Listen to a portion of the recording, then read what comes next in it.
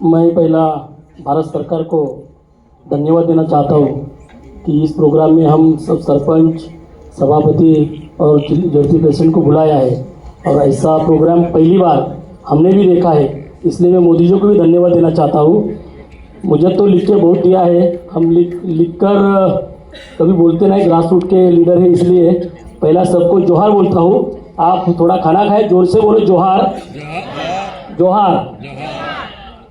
और जो भी लिख के दिया है मैं आपको पास देता हूँ, लेकिन बहुत लिख के दो पन्ने हैं। मैं खाली इतना ही बोलता हूँ कि पैसा का जो कायदा है, इसके बाद ये सब सीओ, बीडीओ और ग्राम सेवक इनको मालूम हो गया, लेकिन जिस तरीके से पैसा आया और पैसा का ऊपर सबका अधिकार है, अपना अधिकार है, लेकिन जो महसूल के तहसीलदार होते हैं, एसडीओ होते हैं, कलेक्टर होते हैं, इनको ही पैसा मालूम नहीं।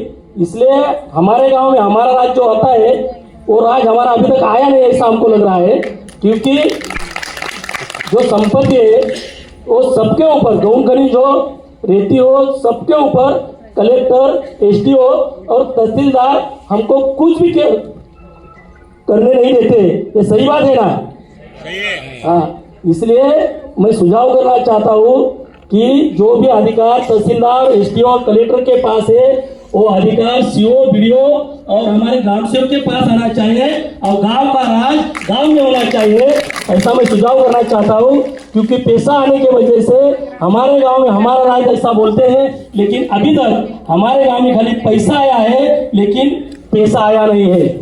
और पैसा की वजह से जैसा हम सरपंच चुनते हैं, वैसा पैसा अध्यक्ष जब चुनते हैं तब सरपंच के ज्यादा से ज्यादा पैसा अध्यक्ष होने के लिए बहुत लोग आगे आते हैं और बहुत झगड़े होते हैं इसका हिस्सा। इसलिए पैसा को थोड़ा ज्यादातर से पंचायत राज में आना चाहिए। महसूल और पंचायत राज इसमें बहुत फर्क है। दूसरी बात है, मैं आपको बताना चाहता हूँ इस मंच से कि जो भी पैसा के एरिया में, पैसा ग्राम पंचायत में जो भी विकास काम होता है, वो विकास काम भी जो पैसा कॉन्ट्रैक्ट होना चाहिए। बात सही है क्या गलत है, आप बोलिए? पैसा का ही कॉन्ट्रैक्ट होना चाहिए, आदिवासी कॉन्ट्रैक्ट होना चाहिए, क्योंकि बाहर के लोग आते हैं और हमारे पैसा का जो काम होते हैं वो करते हैं। इसलिए पैसा में जो डेवलपमेंट होता है वो भी पैसा को आदमी को मिलना चाहिए। और दूसरी एक बात इमरजेंसी के बारे में मैं यहाँ पे बोलना चाहता हूँ।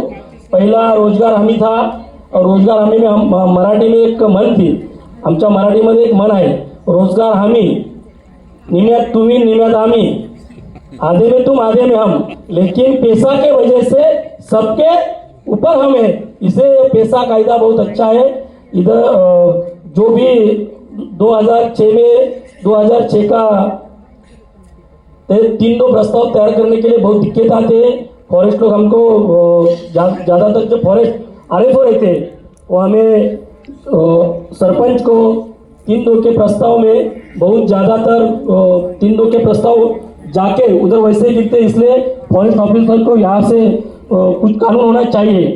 3-2 के प्रस्ताव के बारे में दस्तावेज की कमी होने के वजह से ग्राम सभा और वन विभाग के बीच बहुत बार मतभेद रहते हैं, प्रशासनिक और तकनीक समस्या होती है, जंगल संरक्षण और विकास के बीच संतुलन नहीं है। और वन अधिकार अधिनियम 2006 फॉरेस्ट राइट दावे का खारिज होना, आदिवासी और अन्य पारंपरिक वनवासी द्वारा किए गए हक के द्वारा खारिज किए जाते हैं और उनकी मालूमियत भी जिसका दावा रहता है उनको मालूम नहीं रहता है।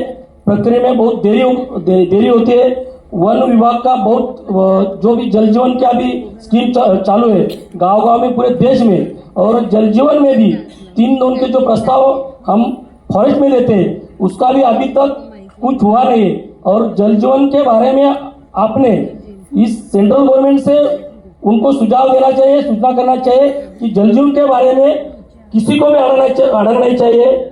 ग्राम सभाओं का अनदेखी करते, कम जागरूकता जैसे ग्राम सभा होते हमारे यहाँ पे गांव खेड़ों में ग्राम सभा जब फुल कब होती है, जब घरकुल आता है तब लोग बहुत भाग के आते हैं, लेकिन जब घरकुल नहीं रहता तब एक भी लोग आते नहीं। तो ऐसा कोई कानून करना चाहिए कि जो भी तीन ग्राम सभा में जो हाजिर रहेगा उनको ही गवर्नमेंट की स्कीम मिलेंगी, तो ये पैसा कायदा बहुत नीचे तक जाएगा, ऐसा मुझे लगता है। और ये कानून करना चाहिए, क्योंकि हमारे गांव में हमारे लोग रहते हैं लेकिन ग्राम सभा में आते नहीं। लेकिन अभी मैंने ये ड की यादी जब आई, मैंने जवाहर मोखाड़ा विक्रमगढ़ हमारे गांव के इधर मैं गांव में जाके बोला कि 2 ग्राम सभा में जो नहीं रहेगा उसको घरकुल नहीं आएगा। आप पूछो मत, वहां पे इतनी भीड़ हुई कि मारामारी होने लगी। तो ऐसा सब तरफ थोड़ा सा झूठ बोलना पड़ेगा कि जो लोग ग्राम सभा में रहेंगे उनको ही राशन कार्ड मिलेगा, उनको ही सरकारी योजनाएं मिलेंगी, उनको ही घरकुल मिलेगा।